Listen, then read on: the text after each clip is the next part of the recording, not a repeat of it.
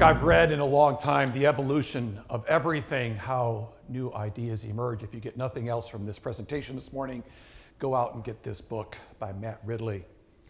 Our habits, our institutions, from language to cities, are constantly changing, and the mechanisms of change turns out to be surprisingly Darwinian.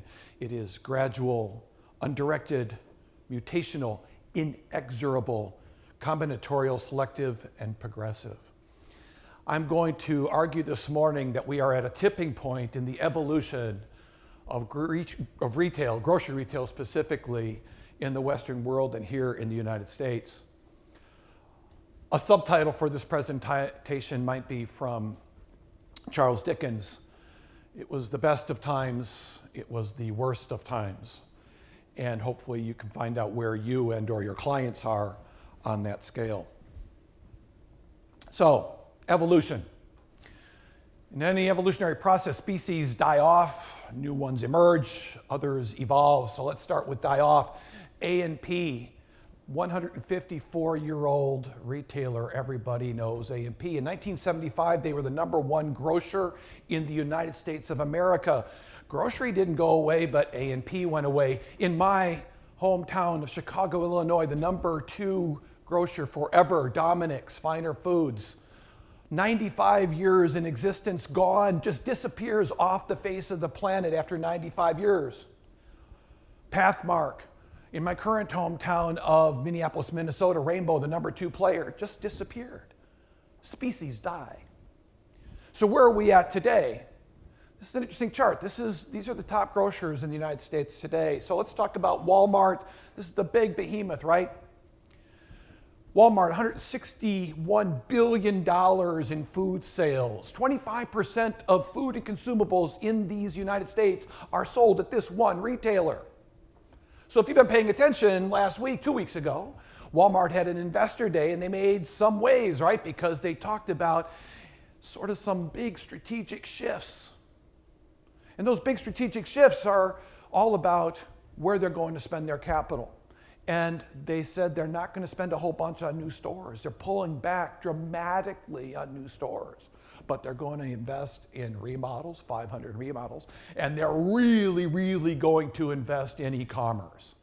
So they're expecting e-commerce to be in the 20 to 30% growth range this year, which is pretty damn good. We know that they're investing in e-commerce because of what they've done in China with JD and what they just did here recently with Jet.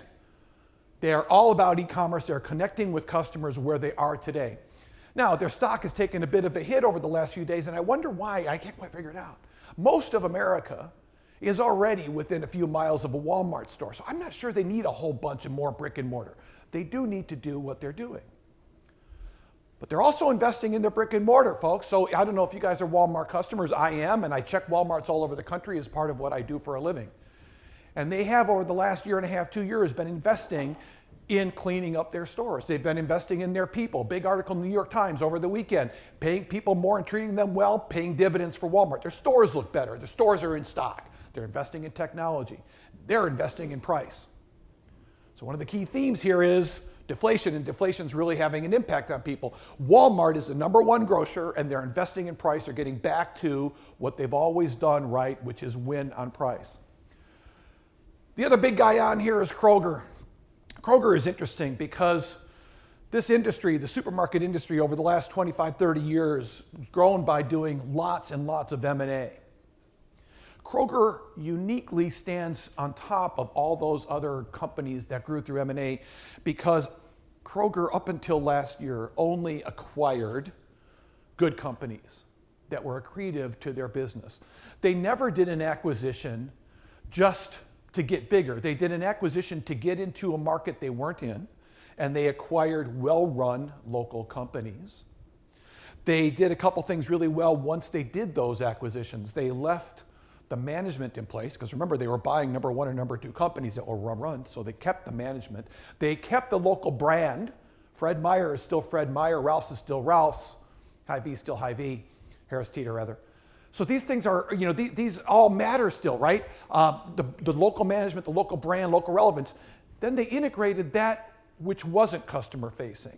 They integrated IT, finance, and some sourcing. And they brought in capabilities with dumbHumVee and customer analytics that these other grocers didn't have. So Kroger stands alone. What else has Kroger done? Over 10 years, they invested in price. I'm going to come back to this in a minute with the challenge that other people have. For 10 years, every quarter, they would invest market by market in price. And I would watch the analyst respond to this. And the analysts were saying, why are you investing gross margin in price? Safeway's not doing it. SuperValue's not doing it. Owl's not doing it. You shouldn't be investing your shareholder money in price. But they did. And they alone are still alive. They alone have had quarter after quarter for years of growing ID sales. Maybe they weren't so dumb after all. They invested in their balance sheet, which is critical. It's not sexy, but it's critical. So they would spend money buying down pension obligations and getting rid of these challenges that burden a balance sheet. They then allowed them to invest in their physical plants to create an experience that was modern and relevant. And as some pictures later, we'll talk about how today's Kroger doesn't look anything like the 1985 Kroger. You go further down this list, everybody else in this list is either privately held, regional, or some version of a specialist, or finally in deep, deep trouble. I'll let you decide where your companies fit on that. Discounters are taking over the US. This is in the press every darn day. Discounters are taking over the US. Now I want to talk about discounters, so we started already talking about Walmart. They're the number one discounter. We can't forget that. They've redefined what the price is, what the value proposition is.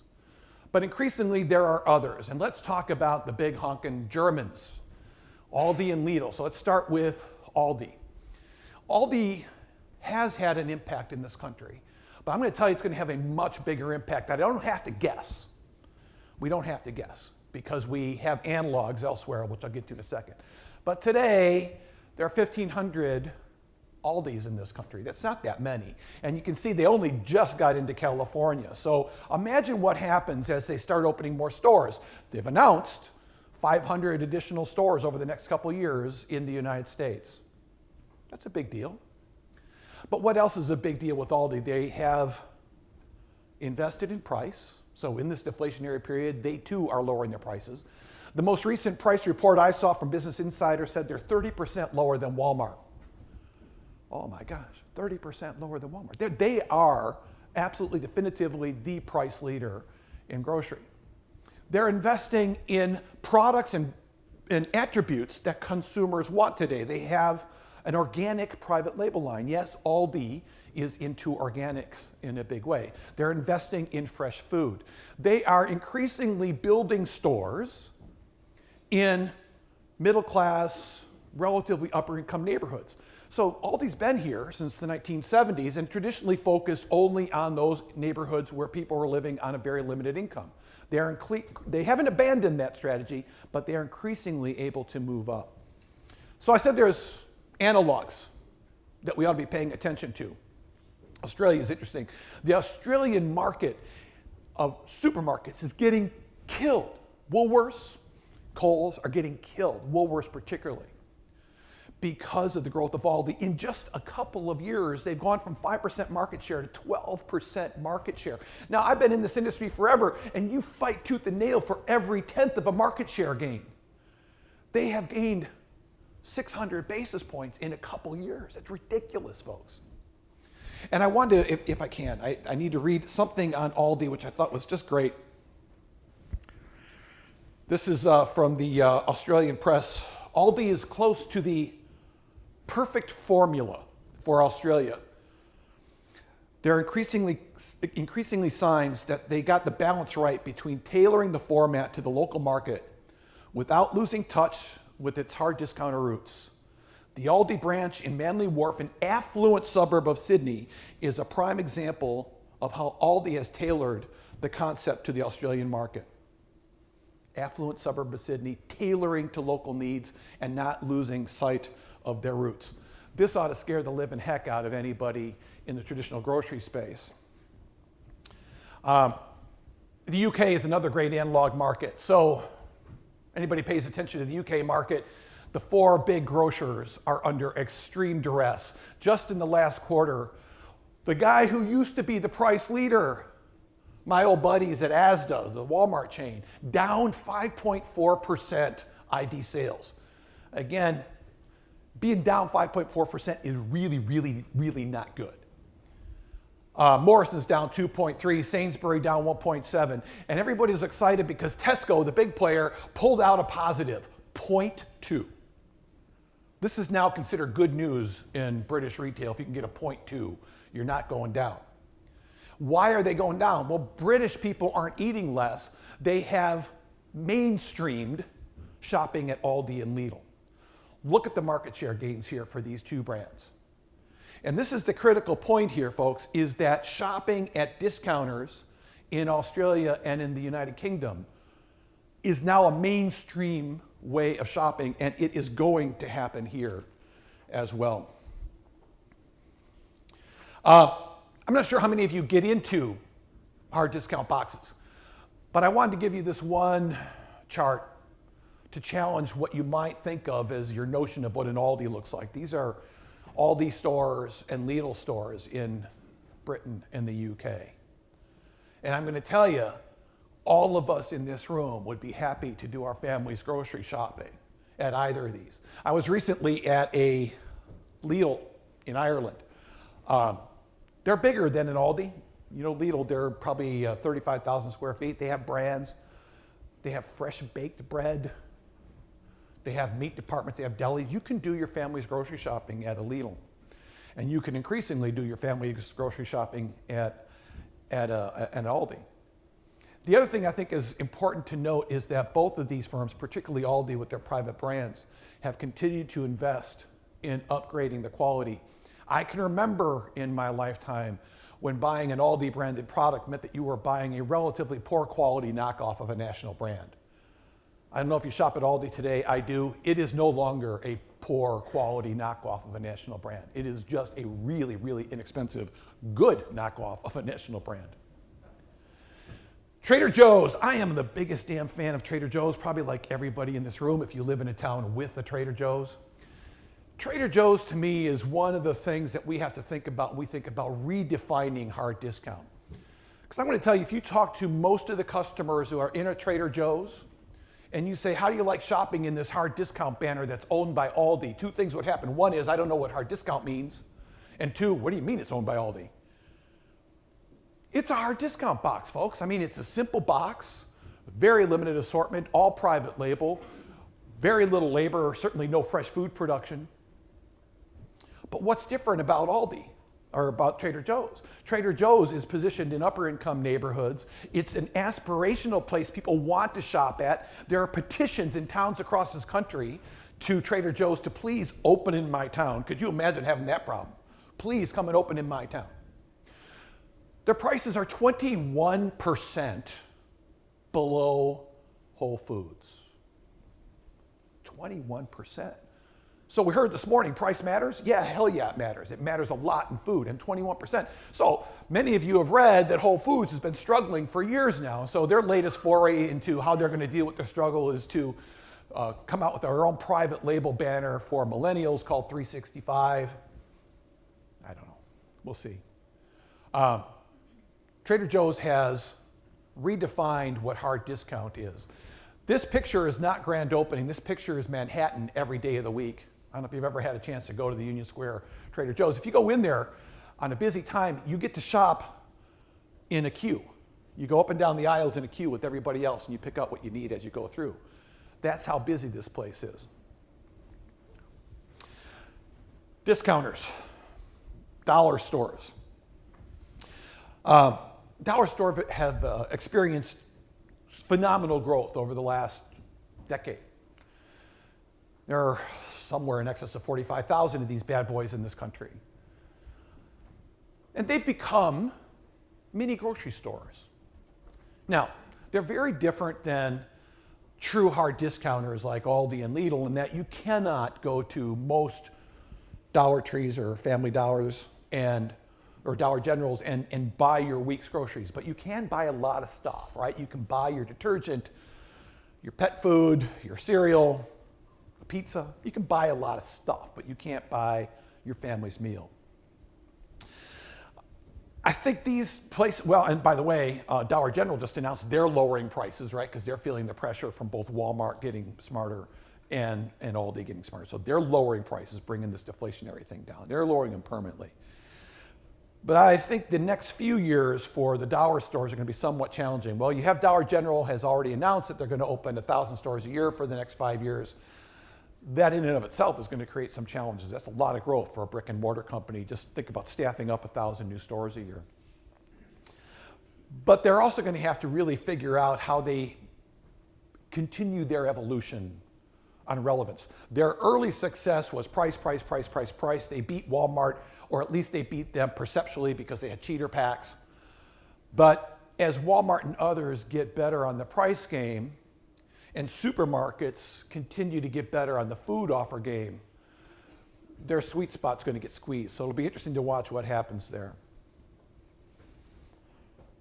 Cycle of deflation. I speak a lot about deflation, and I am today modifying my views, because what I have said for some time is that if you've been in this industry for any time at all, you've lived through cycles of deflation. I've seen deflation and inflation around the world. And generally it self-corrects, because as eggs get really cheap, farmers stop making money on eggs, so they have less hens and they hatch fewer eggs and the prices go up, and it always sort of works out that way. Same thing with any commodity. If you don't make enough money at it, you just stop producing that commodity and the prices come up. But this time it's different. This time it's different because, well, you do have the global commodity challenge, and commodities across the planet are cheaper than they've ever been, which is crazy and good for consumers. But even if you argue that that too shall pass, something else is happening, and it is about this confluence of other attributes. It's about the growth of discounters bringing the price down. It's about Walmart getting its game on. It's about transparency. It's about these computers we all have in our pockets. We saw that lovely picture of the young millennial scanning the liquor bottle. We can look anytime, anywhere, and see what the right price is. The era of being able to overcharge someone because you had a good location, if it ain't over, it's getting darn near close to over. So you have transparency, you have the growth of discounters, and you have an increase in the acceptability and even the preference for private label, which I'll come to. So I talked about Trader Joe's. I told you I'm a fan of Trader Joe's. One of the things I love about Trader Joe's is no matter when you go in there, the first end cap you see is always going to be fun. So we're fall, Halloween, pumpkin. So the first end cap now is pumpkin everything. Here's what's cool about Trader Joe's.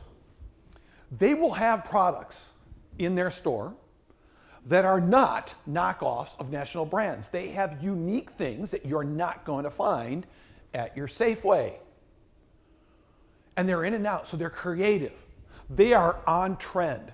Somebody at Trader Joe's is following every darn food blog there is, because they are on trend, and they are on trend before most other people, but they're on trend with their named products. You know, the number one organic label in the country is Kroger. Bigger than Whole Foods 365, bigger than anything at Walmart. The number one label is Kroger's private label for organics. And here's a great picture of the Aldi organic label. For years, we thought of private label as something we bought and kind of hid in the cupboard, but when guests were coming, we buy the brand, right? That was always the theory. For years in retail, in periods of high unemployment and bad economic times, private label sales went up, brands went down, and then when the economy got better, the private label would settle back down. That's changing. And it's changing because of players like this and because of Costco. You guys have bought Kirkland product now and again, right? There are players out there who have defined private label as a brand that matters all by itself, and it's redefining what we think of as the right price. And there are structural reasons why this is so, which we'll get to. Private label that skips the store. Private label that skips the store. So I have an interest in both of these for two different reasons. Harry's, I am a user. Harry's is like Dollar Shave Club we heard about earlier. So Dollar Shave Club just sold this year to Unilever for $1 billion. Dollar Shave Club came out of nowhere in 2014 and is now upwards of 8% of the market for shaving. Oh my God. When you think of Gillette and Schick over years spent billions and billions of dollars on product innovation and advertising and marketing to eke out a 0.1 or a 0.2 market share gain.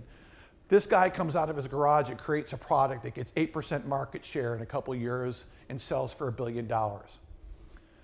Harry's makes their own razor blades at a place in Germany. They sell them only through the mail, although they're starting to sell them at some Target stores, but they don't open their own brick and mortar. So and the reason I bring this up is if you, like me, have tried Harry's or Dollar Shave Club, I can promise you this, never ever again, for how many years I live, buy a Gillette razor in a grocery store or a drugstore or a Target or a Walmart. Why? Because it's expensive, it's a pain in the butt, because they're locked up because they're the #1 theft item in any retail outlet. And Harry's works. It's cheaper, it comes to me when I need it, it's great packaging, it works, and it's hassle-free. The other one on this list I'm interested in because I'm an investor, and it's Lola. Lola is doing the same thing with feminine hygiene.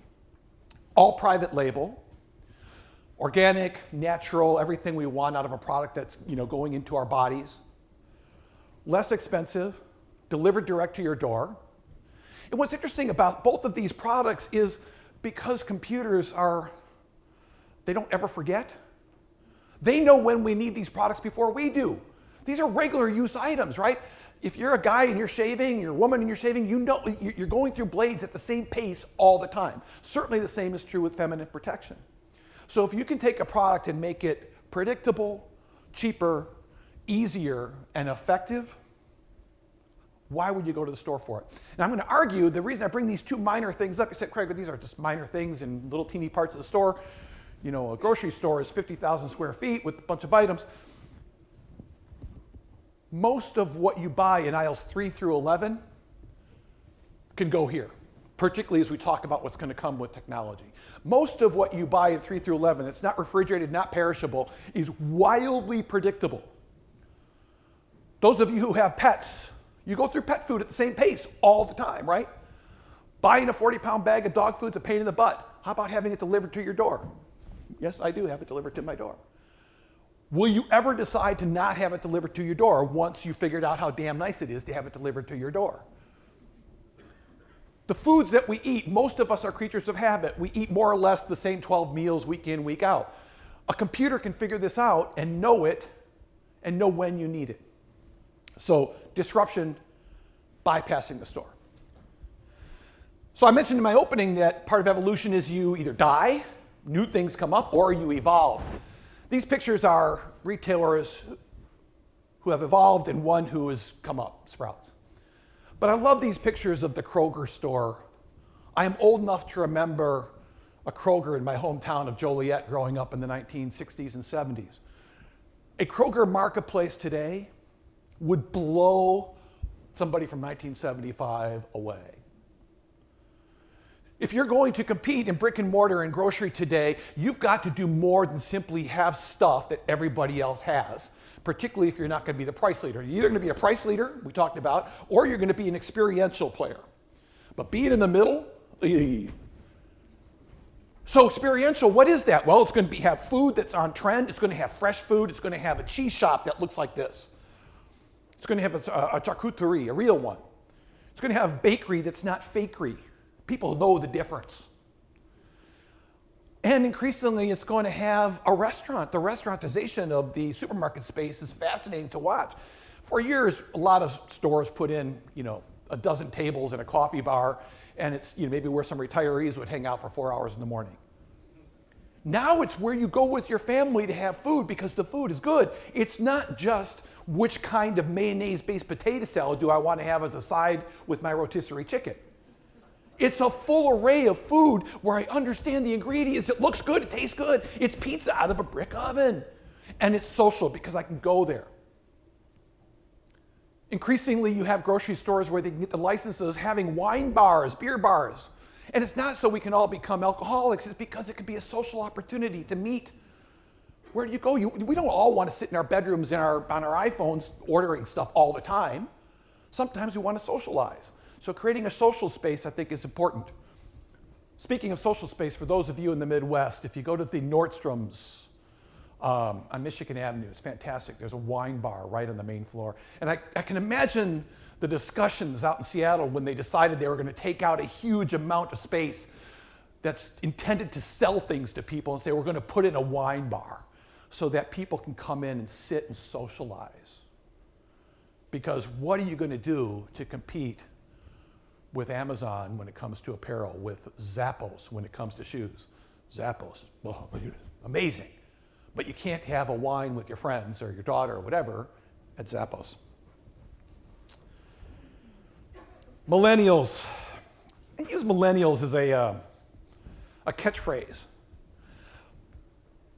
We could say hipsters. I think we're all there. Millennials are easy because we can sort of categorize them, right? It's any guy with a man bun, got it. But it's also balding 56-year-old guys. Because we've all sort of gone in this trend. And what do we want, right? We want authentic. This is the interesting thing, folks. For years, people thought it was all what we wanted. What they wanted was healthy. It's got to be organic because it's healthy. Yes, kind of. But what we have discovered is what we really want, and this started with millennials and hipsters, but it's moved to all of us. We want authentic. We do want to eat garbage sometimes. We just want to know what's in our garbage. Truthfully, right? We like pizza. We're not giving up on pizza. I want to look at the label and know what the hell is in that pizza and understand it. We haven't all become vegans and health nuts. There are those out there. But we want, when we eat something, we want to understand what it does. We want truthfulness from our CPG companies. Go to Costco today. Costco, to me, is brilliant in leading on bringing in interesting, innovative items. And increasingly, right on the front of the label is not what the FDA demands that you say about sodium content or fat content or calories. What's on the front of the label is a statement from the owner, the founder, from the company saying, this is my product. There's nothing fake in here. Whoa. You can trust this. Yes, it's a snack, but you can trust it. They want fresh. Somebody asked me the other day, I was talking to an analyst, they said, Craig, all the big grocers are talking about declining sales. And yes, there's deflation, but not that much deflation. What the hell are people eating? We're still eating. More and more, we're eating fresh. It's why you go into these Krogers and the Wegmans, and you see these beautiful produce departments. People are beginning to get back to this idea that we can actually make our own stuff. We don't have to buy it out of a can. We want local. This started years ago with the craft brew. So now it's craft brew everything. We want a sense of place. This lovely town we're in, Austin, Texas, what a sense of place. Barbecue here matters, and it matters different here than it does even in Houston, Dallas, elsewhere in Texas, and sure the hell is different than South Carolina. We want that sense of place. We want to be proud of where we're from. We want local. We want to support our local merchants, so local's important. We want new. We want flavors. This is so 1965. I live in the state of Minnesota, and we have the interesting law in the state of Minnesota. All the food that comes in has to go through the state deflavorizer because our ancestors are all from Scandinavia, and everything's got to be bland. But outside of Minnesota, we want to taste things again. There's a reason why sriracha came out of nowhere and blew up, because it tastes like something. Chobani yogurt tastes like yogurt. It doesn't taste like sugar. We want flavor, we want new. We want e-commerce, we heard about that already this morning. We want omni-channel, use the buzzword, right? We want it seamless all the time, anytime. But we want some version of e-commerce. We want social, I've talked about, whether that's social online or social in real life, doing this. We increasingly are intolerant of gimmicks. We're done. Gimmicks are done. We get that you're screwing us. Give you my one personal example. You're all going to have your own. So I mentioned sometimes we like junk food. Sundays I like pizza. There's a pizza I buy that is $10.99 for a pizza. It's a frozen pizza at my local grocery store. It's $10.99 every day. Once every 8 weeks, it goes on sale for buy one, get one free. That same pizza is $9.99 every day of the week for two at Costco. Who am I going to trust? Which gimmick do I like? Do I like waiting 8 to 10 weeks to buy it when that retailer tells me it's now time to buy it at a fair price? Or do I want to go where there's no gimmicks? I think increasingly gimmicks are going to be a problem. And what millennials want is trust. They want to trust the brand. I love the video we saw earlier on eBags. That opening video brought a tear to my eye. I'm not kidding. That creates a brand and it creates some trust in what I'm going to do. I want to spend some time talking about e-commerce. It's a $48 billion business, grocery e-commerce business globally. So it's a huge business. But it has been historically one that people in my industry thought was relatively protected from online. Amazon's not going to take my business away because my business is experiential, it's fresh, we buy groceries at least 3 times a week, we eat 3 times a day, we're safe. Didn't Nordstrom's and Macy's say that 2 years ago about apparel? And I don't think they're safe because forever people said, no, people are going to want to try on apparel. Nobody's going to want to buy shoes online. It's changed. And I'm going to argue that the big change is coming on food. The one that I think could be wildly disruptive is Project X.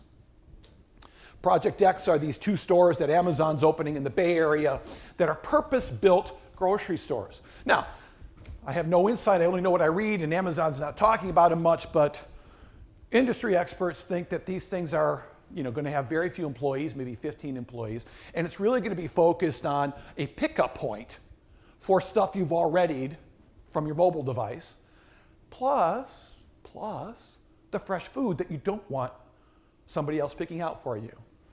And about you all, but I like to buy my own damn bananas because I know exactly what I want. So what if you had a place to go where your product that you trust somebody else to pick out for you, you're Tide, you're Dawn, you're always, that's all set in a box. But I want to pick out my bread, cookies, and whatever. We'll see. Why do I think Amazon could be disruptive here? Because they're not burdened like everybody else. They're not burdened with trying to protect their current physical assets. They create something new that's purpose-built for this world of e-commerce. E-commerce has had, I think, a limited role to play because it's been very expensive.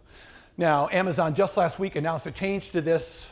It is now $14.99 a month, but you still have to buy, I think, $50 at a crack. You got to be a Prime member, which is $100 a year. So for the vast majority of Americans, who we already talked about are really concerned about price, blowing $15 a month to have somebody else do your shopping for you, that's a tough haul. And all these other ones are expensive as all hell too. And I'm not sure they're super sustainable. And by the way, almost nobody in this space is making money on delivery. Even at these exorbitant prices, it's hard to make money. But we're at a tipping point.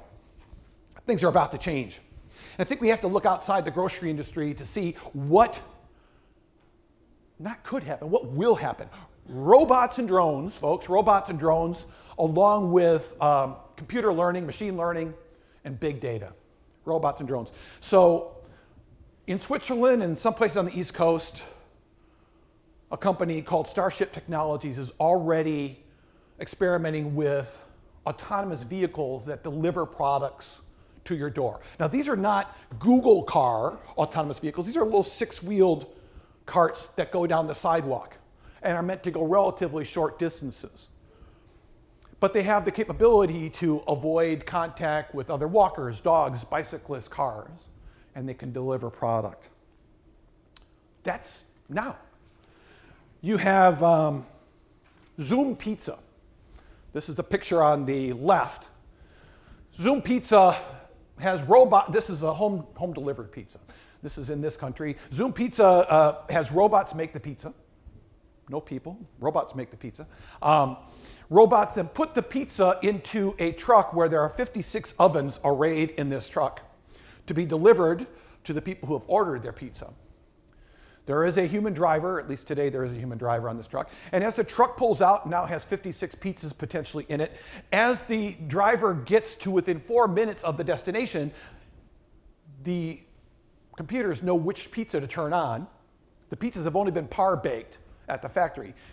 The last 4 minutes of baking happen in the truck so that as the driver pulls up to the house, the pizza's done. And what you get, instead of a soggy, somewhat cold pizza an hour and 20 minutes after you've ordered it, is you get a hot, crispy pizza within minutes of when you ordered it, and there's only one human being involved in the process. Why is this important, folks, as you think about robots and computer learning? Because people are freaking expensive. People increasingly across this country are at least 15 bucks an hour, or as we're now finding with Instacart and with Blue Apron, they're whiny, they want more, right? So you've been reading about Blue Apron's trouble with people. People are tough. They need health care, they need coverage, they want benefits, they want retirement, they want unions sometimes. Robots want none of those things. Robots work 24 hours a day. Once you make the investment, they just keep working. What about drones? Drones are interesting because it's happening now, right? So you've got Amazon testing drone deliveries in the UK. You've got JD already doing drone delivery for consumable goods in China. I can remember reading the first discussion about drones 24 months ago, and now it's happening. You've got Domino's delivering pizzas in New Zealand via drone. There's a executive in charge of drones at Boeing, Paul McDuff. It's not outside the realm of possibility that by the end of the decade we could see more routine uses of package delivery drones. Another executive talks about, I see the inflection point around 2020 for large-scale package delivery opportunities. 2020 is tomorrow, folks. There's a company out in the East Coast called Symbotic that makes automated warehouses. Might not be sexy, but automated warehouses, stick with me for a second. Right now, only about 7% of the warehouses in the food chain in the US are either fully or somewhat automated. Only 7%. But that's about to change because the price of automation keeps declining rapidly and the capabilities keep improving. Symbotic is able to make automated warehouses where their bots are untethered. They're not on tracks, they're untethered. They're dexterous. They can pick to the each. They don't just pick cases that are nicely in line, they can pick to the each. They're 5 times faster than a human being, and they're 80% less than a human being. Right now, there are 867,000 human beings employed in food distribution centers across the country. What is going to happen when everybody figures out that I can go 5 times faster, 24 hours a day, 80% cheaper, and with almost 100% efficiency? And these things learn on top of everything else. Stuff is happening right now, not in the future. Click and collect is sort of happening right now. So you got Kroger with 400 stores with click and collect, Walmart with 500. Walmart saying they'll add another 500 by next year is where their investment is. It may be the future. It does take away that last mile delivery, right? Particularly if you can do like Amazon and automate the picking of the groceries. Right now, I'm not a super fan because Instacart still pays a human being to go through and do your shopping for you. And most people are not willing to pay somebody else to do something we can do ourselves for free. But you get what Amazon's going to do with Project X and what others may be doing. That could be interesting. You've got food startups all over the place. These are 2 of the biggest ones. Just briefly talk about Blue Apron. Blue Apron, I think, is doing 8 million meals a week right now. A fairly damning expose of Blue Apron in the paper a week ago in the New York Times. A couple things on Blue Apron. One, it's expensive. It's kind of neat, but it's expensive to make a meal that way. It's restrictive, and I wouldn't be surprised personally if it's somewhat of a fad. We'll see. They're talking about a $3 billion valuation, maybe, I don't know. From everything I see, they're not making any money. They say they make money without overhead, but well, yeah, so do I, without overhead. So I don't know, we'll see on Blue Apron. The other thing is, I'm not sure Blue Apron or any of these meal kit providers have a big enough brick wall around them to be competitively distinct, because already you have Wegmans, the Fresh Market, and Kroger doing meal kits in their stores. So other people, I think, can come up with that as well.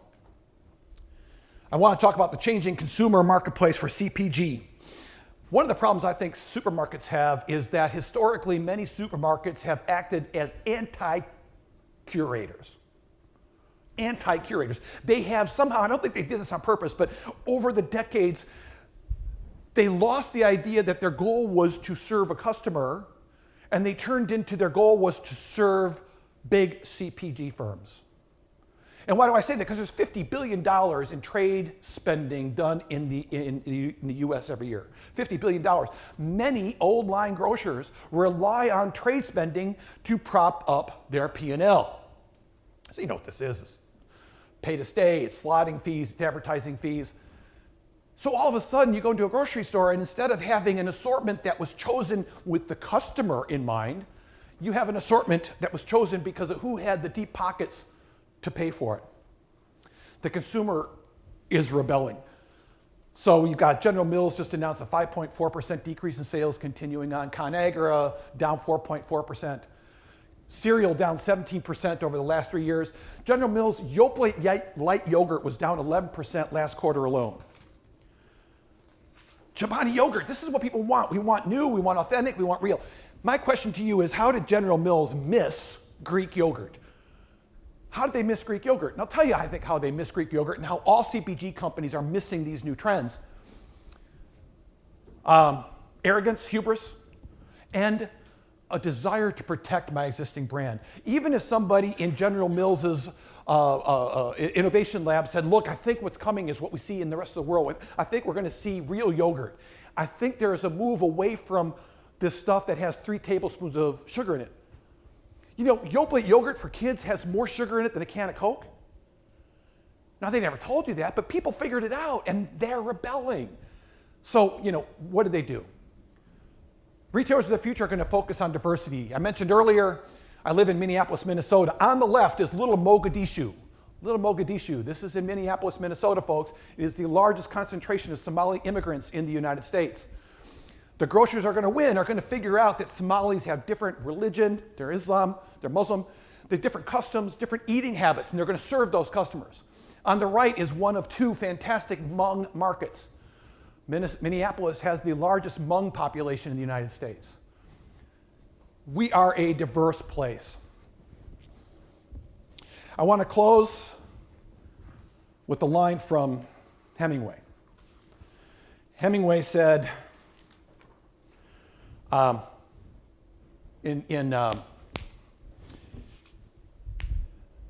matter what book, I'm forgetting the book. How did you go broke? And the answer was suddenly, or gradually, then suddenly. And I like what Seth Godin says here. Seth Godin is an entrepreneur and an author, and I think he said it right for us. Gradually, then suddenly. This is how companies die, how brands wither, and more cheerfully on the other direction, how careers are made. How careers are made is what you do in this room, what we do to see where the future is, and what we do to make sure the future is for us. Thank you for your time this morning.